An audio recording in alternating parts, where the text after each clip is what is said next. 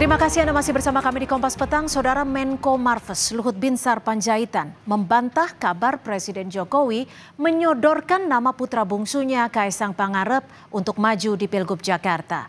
Menurut Luhut, Jokowi tidak pernah ikut campur. Sebagai menteri yang masih menjabat di kabinet, Luhut meyakini Presiden Jokowi tak pernah menyodorkan nama putranya di Pilgub Jakarta. Hal serupa juga ia yakini saat Gibran maju sebagai cawapres di pemilu 2024. Luhut juga menepis isu Presiden Jokowi akan cawe-cawe di pilkada. Ia balik mempertanyakan tujuan Presiden dengan tingkat kepuasan tinggi. Mau ikut campur di pemilihan kepala daerah.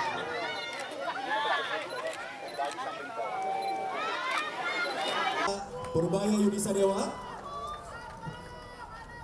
dan juga Sekjen PP Pasi Bapak Tigor Tanjung dan juga pemimpin yang asal ngomong lah. Pak Jokowi itu sepanjang yang saya tahu enggak pernah campur-campur soal gitu. Saya kan ya masih di kabinet. Orang nyuruh bilang-bilang sama soal nyolek-nyolek Gibran. Mana pernah ngomong soal Gibran untuk jadi wakil presiden? Enggak pernah. Apa?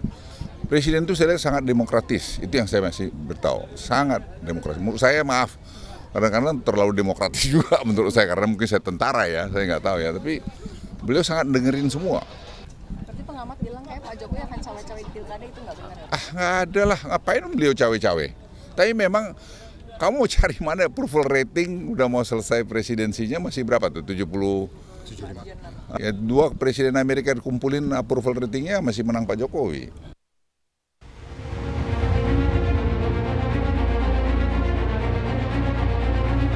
Kalau misalnya ngelihat survei ya paling realistis dengan Pak Anies.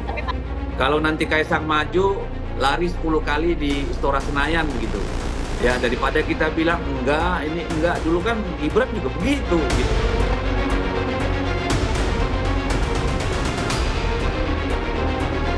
Kaisang dan Pilkada Jakarta akhir-akhir ini menjadi sorotan usai pernyataan belak-belakan Sekjen PKS Abu Bakar Al-Habsyi yang bilang sang ayah Presiden Jokowi sudah menyodorkan nama putra bungsunya Kaisang Pangarep ke sejumlah parpol-parpol.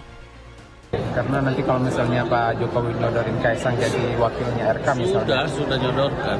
Maksudnya udah disodorkan secara resmi ya, begitu? Ini jalan kemana-mana sudah. Bagus-bagus saja. Seperti sudah ditebak, pernyataan Al-Habsyi ini langsung dihujani bantahan demi bantahan.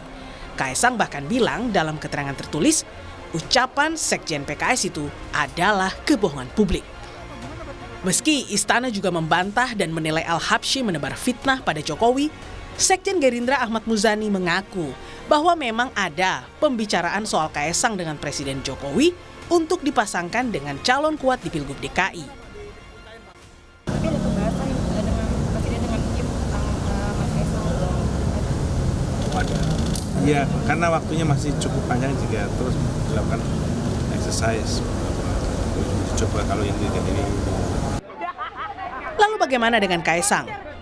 Pada 14 Juni lalu, usai melakukan salat Jumat di kawasan Cempaka Putih, Jakarta Pusat, Ketua Umum PSI ini sempat mengakui dirinya lebih memilih berpasangan dengan Anies karena lebih realistis berdasarkan survei. Disandingkan, ini kalau ini aja ya, ini kan saya belum bisa, saya juga kan belum dicalonkan juga. Dan kalau misalnya ngelihat survei ya paling realistis dengan Pak Anies. Gestur dan komunikasi politik Kaisang yang belakangan mulai sering belusukan di wilayah Jakarta ini oleh pengamat dinilai sebagai bentuk upaya Kaisang yang memang tengah mempersiapkan diri untuk dicalonkan di Pilkada Jakarta. Pernyataan-pernyataan Kaisang menunjukkan bahwa dia berminat untuk masuk di Pilkada, terutama di Pilgub Jakarta. Itu kan jelas sekali ada minat Kaisang untuk itu. Waktu Pak Zul menyatakan Pak Jokowi melarang katakanlah Kaisang untuk maju di Pilgub Jakarta, kan dibantah juga oleh Kaisang. Kaisang mengatakan itu kan versi Pak Zul, versi yang lain belum tentu, kan kira-kira gitu. Itu artinya kan jelas bahwa Kaisang sendiri itu mempersiapkan diri atau dipersiapkan untuk masuk ke pilkada. Benar tidaknya penguasa akan cawe-cawe di pilkada, jangan hanya berupa bantahan dari pihak pemerintah, tapi perlu dibuktikan dengan menempatkan sosok yang punya rekam jejak yang mumpuni untuk memimpin daerah. Karena hasil pilkada serentak nanti, mau tak mau, akan jadi etalase pertama pemerintahan Prabowo Gibran yang berkomitmen terhadap demokrasi sehat dan berintegritas.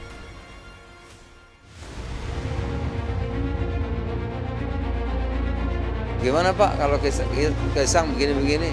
Jangan betul. Gimana nyuruh? Ya. Orang saya tanya aja Pak Jokowi bilang jangan. Kapan Sekjen PKS ketemu Pak Jokowi? Tahu dari mana dia? Ya pasti Pak Presiden tidak ikut campur di dalam pilkada. Pilkada itu ranahnya para partai-partai, khususnya ketua umum partai. Kita taruhan aja deh Mas, nanti kalau misalnya saya ajak nih Haryadi, Jayadi sama Grace nih, kalau nanti Kaisang maju, lari 10 kali di Istora Senayan gitu. Ya daripada kita bilang enggak, ini enggak, dulu kan Gibran juga begitu gitu. Jadi kalau sekarang dibilang A berarti B, itu kan masyarakat. Tim Liputan, Kompas TV.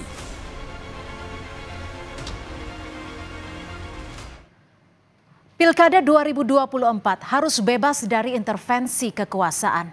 Mengapa? Karena selain hasil pilkada adalah wujud komitmen kita berdemokrasi secara sehat, kepala daerah yang terpilih juga akan jadi penentu kemajuan suatu daerah. Sejatinya saudara, pilkada serentak November 2024 harus jadi etalase pertama bagi pemerintahan Prabowo Gibran untuk membangun kepercayaan publik dalam hal komitmen terhadap demokrasi dan integritas. Kepala daerah hasil pilkada sangat menentukan bagaimana pembangunan dan komitmen mensejahterakan masyarakat pemerintahan Prabowo Gibran. Tidak hanya soal pengendalian inflasi daerah yang secara nasional akan terakumulasi menjadi faktor penting kestabilan ekonomi, tapi juga bagaimana target-target pemerintahan Prabowo Gibran akan dijalankan. Karena itu sejak awal proses hingga pelaksanaan pencoblosan harus jauh dari upaya intervensi yang mengesampingkan prinsip dasar demokrasi dan penegakan hukum.